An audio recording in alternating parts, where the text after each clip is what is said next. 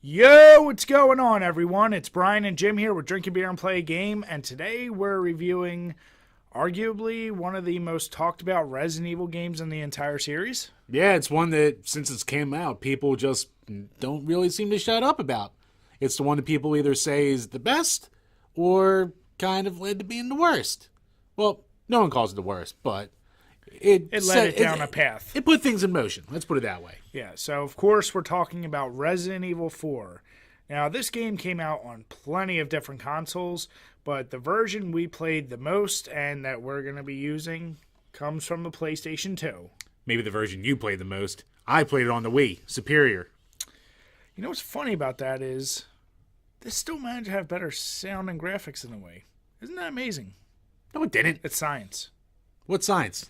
The science that every time we debate, I win. Give me the science. I just gave it to you. GameCube had a better. I just gave it to you. GameCube had better graphics. Yeah, Wii's an overclocked yeah, GameCube. Right. GameCube did. So yeah, Wii's the best looking one. No, it's not. Yeah, it is. Look at it. You look at it. Look it up. Think about it. There's no thinking. Think about it. Think about it. Actually, technically, we're both wrong because the Xbox One and PS4 versions are best. Well, then we get into control here with the Wii modes. Perfect. Yeah, it's actually You've never done it. You've never done it. Jim, I've never taken a dick in the mouth either. I don't need to know. That doesn't feel good. Well, this is the So longest. you tell me This what is our that's longest like. cold open yet, and that's where it goes to. All right. Never doing it this long again. Feels warm to me, huh? Oh, shit. Let's get into it.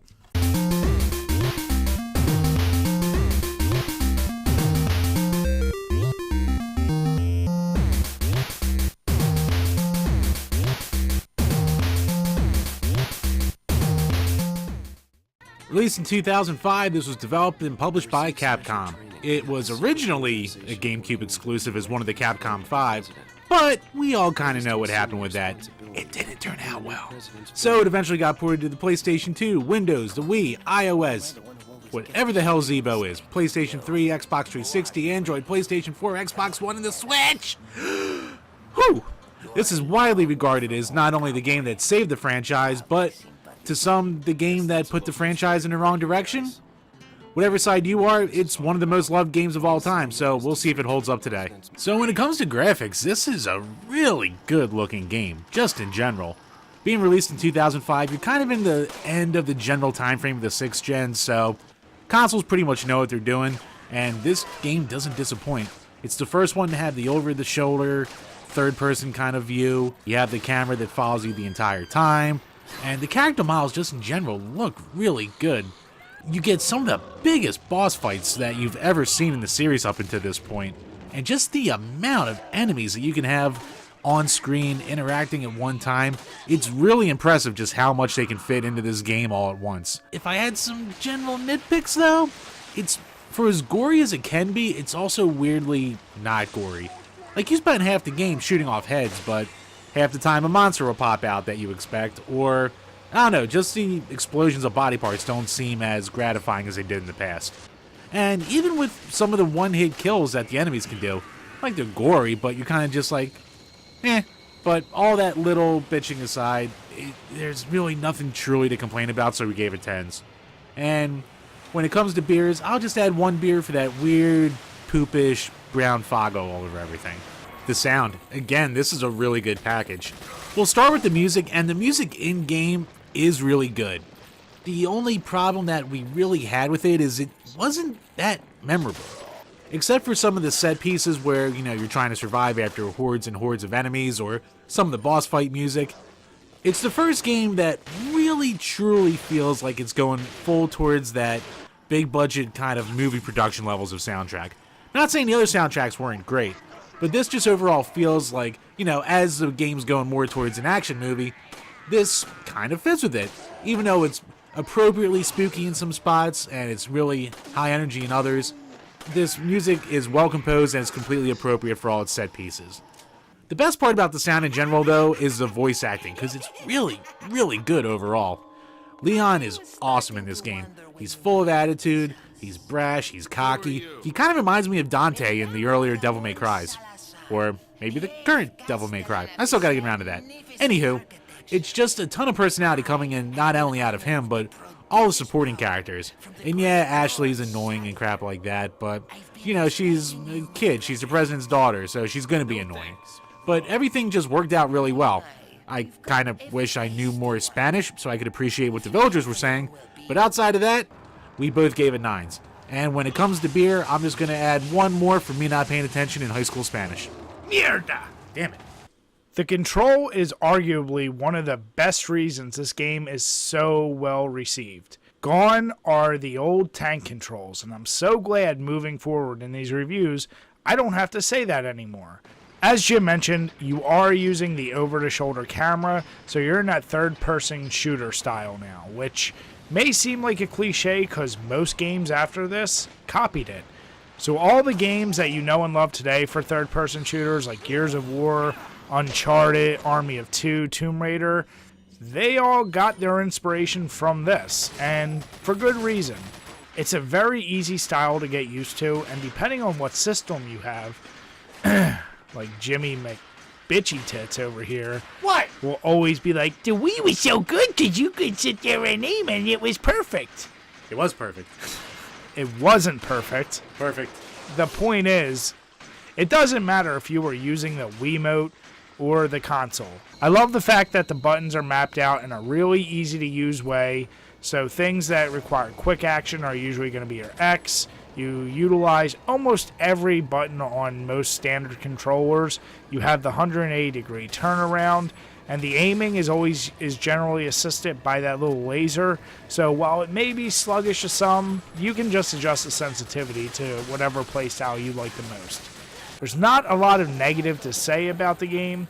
I will say there are times that when you're running, because the camera angle is so fixed and you will have so many enemies around you, it kind of feels like you are limited in some ways, so I couldn't quite give it a perfect score.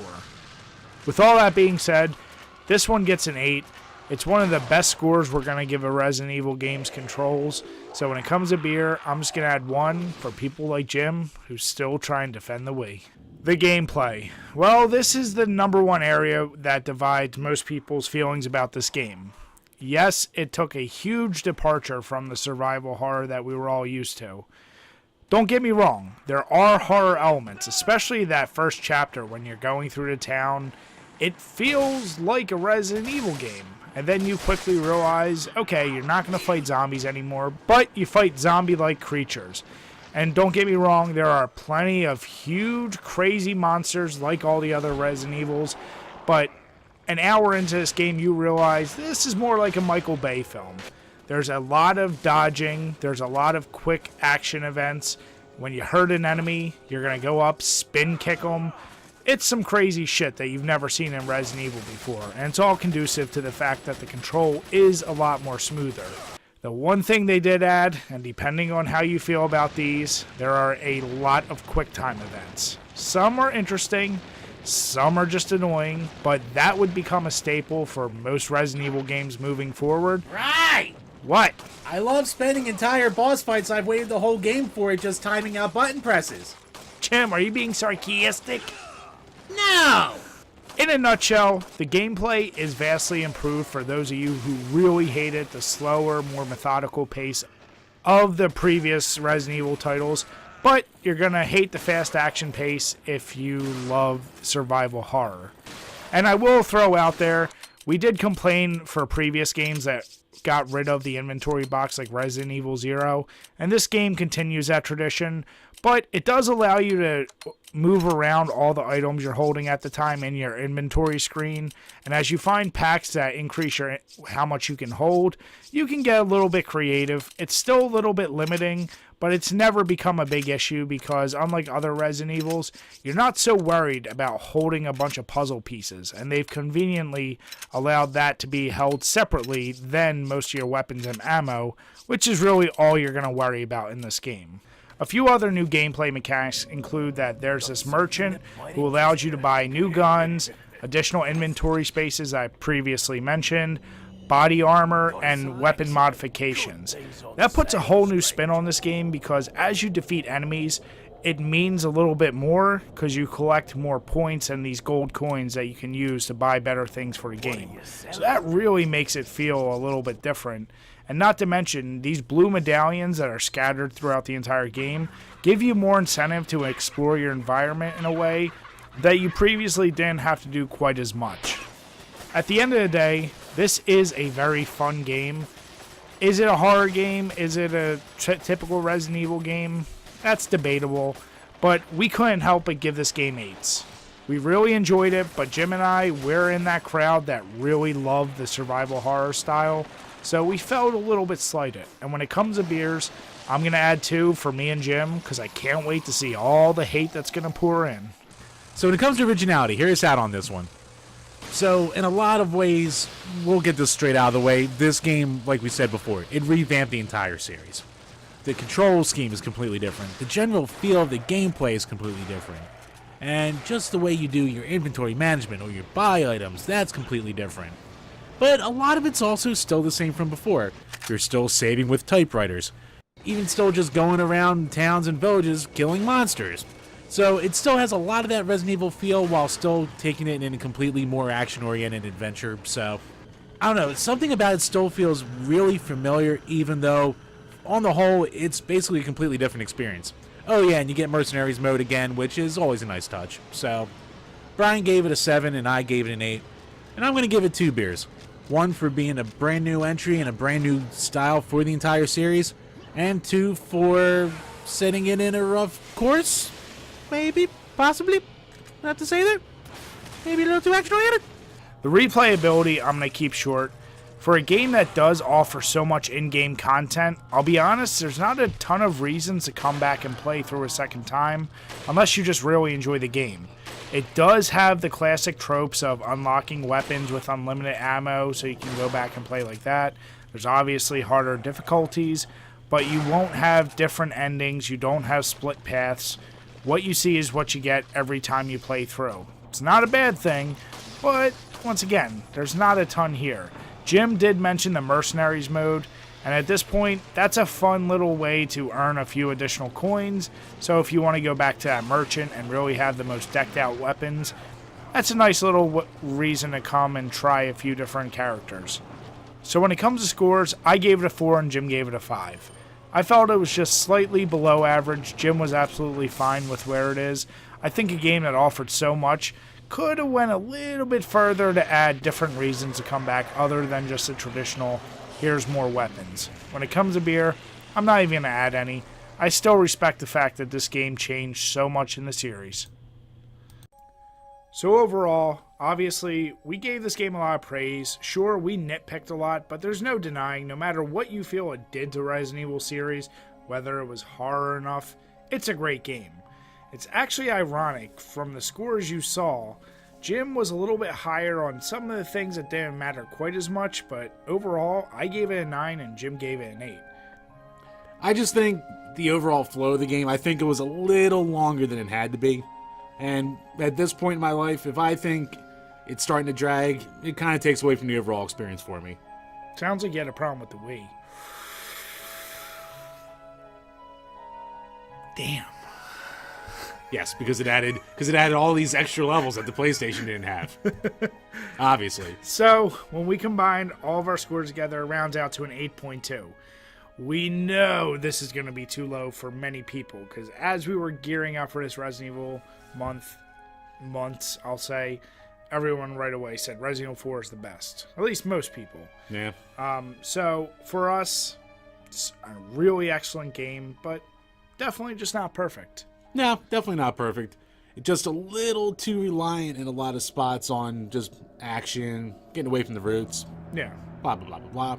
So, either way, no matter you're a fan of the Resident Evil series, action games, horror games, it's kind of a must-play, I think, because it changed so much in gaming industry altogether. Yeah, and even if you've never liked Resident Evil, if you don't really like action games like this, or you don't even like horror games, it's still kind of one you should play through at least once. Yeah. So, with that, I think we're done. Yep, and if you do play it once, play it on the Wii. But who owns a Wii other than people's grandmoms at this point? Because everyone converted to better systems. Thrift stores. Exactly. So buy one for cheap and then buy the version. Cheers, guys. Cheers. When it comes to beer pairing, I'm going to have to go with the Dogfish Head Worldwide Stout. Now this beer comes in at 18% and packs a ton of flavor. It's one of my personal favorite beers from Dogfish Head, and honestly, I couldn't think of a better beer to match with such a well-made game. With all the action you're going to experience in Resident Evil 4, you're not going to have a ton of time to sit back and enjoy your beer, so I want to make each sip count. You're only going to need one bottle of this for a few hours of playing Resident Evil 4, so go out, grab a bottle, but remember to drink your beers and play your games responsibly. Cheers, guys. As always, guys, thanks for checking out this video, and if you enjoyed it, make sure you give us a thumbs up, leave some comments, or better yet, why not subscribe? Till next time, guys, cheers.